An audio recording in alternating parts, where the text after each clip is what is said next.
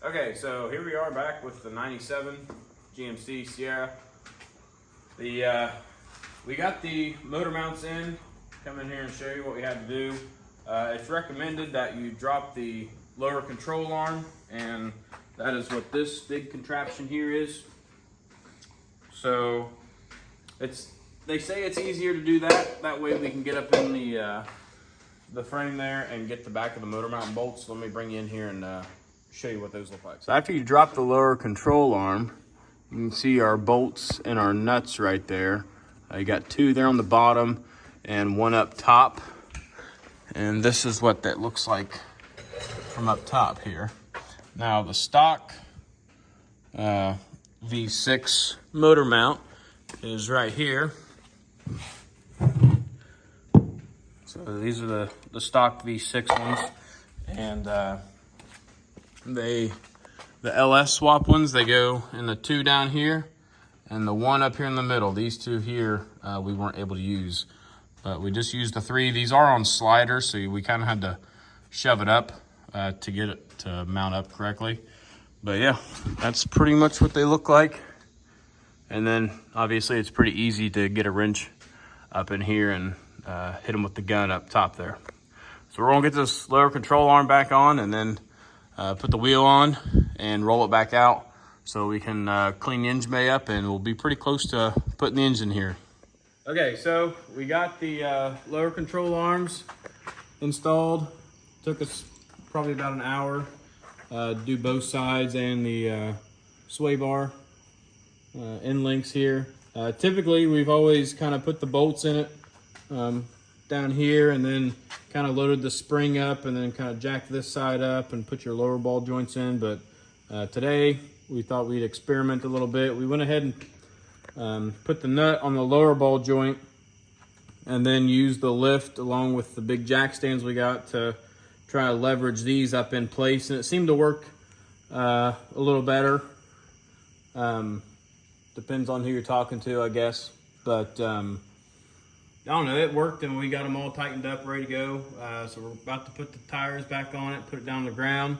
And then I came up earlier today and kind of got all the electrical stuff pushed back in the engine bay. That way we can degrease it, power wash it off, and clean it up a little bit. So that's our next step of action. So we're gonna get the tires on here, and then that way tomorrow we can hook up the or power wash everything, and then the LS is pretty much ready to go. We got the motor mounts on the frame, and then yeah, there's our Clean that up a little bit when you get ready to put it down in there. yeah. And here's what the motor mounts look like. This is on the one block that we picked up that we've had on the channel before. It was the really dirty one, really gunked up, and we took it to Napa, and they honed it out and decked it and all that stuff. So this one's actually ready to go and be built, but we were just kind of seeing how these work here. So the Impala has these sliders, and they weren't much help, but hopefully in a bigger application like this, maybe they'll be a little bit more useful. So we'll see how it goes, but I think that's all we got. Kind of a short one here.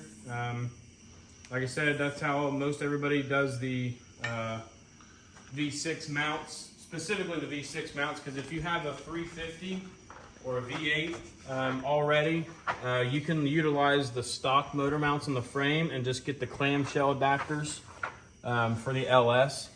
But us being a V6, they were completely different mounts, so we had to go this way. And that's why we had to take this A-arm off, because you can just stick your hand right up in there and get to all the nuts. Yep. Tighten them up, loosen them up, and everything else. So, and there's two down here on the bottom, which were the stock location, and then this one up here I don't think was being used on the original one. I don't think it was. But there was already a hole for it, so just the top one and then the bottom two for both sides. So sweet. That's pretty much it for now, and then like I said, we're going to put the tires on it here real quick and push it out for tomorrow. We do have a car show tomorrow, so we will be doing that most of the day. But if anybody needs a 4.8/5.3 block, I think when I ran the codes, this was a 99 block. I'm not sure what else it would fit, but if anybody needs a block to build, get a hold of us. Get a hold of us. It's bare. What you see is what you get right here. It's a couple $100. Besides these. Yeah, besides these. $200, get it out of here. That's less than what we got in at the machine shop. Yeah. But it's just taking up space, so if anybody needs one, you know where to find us.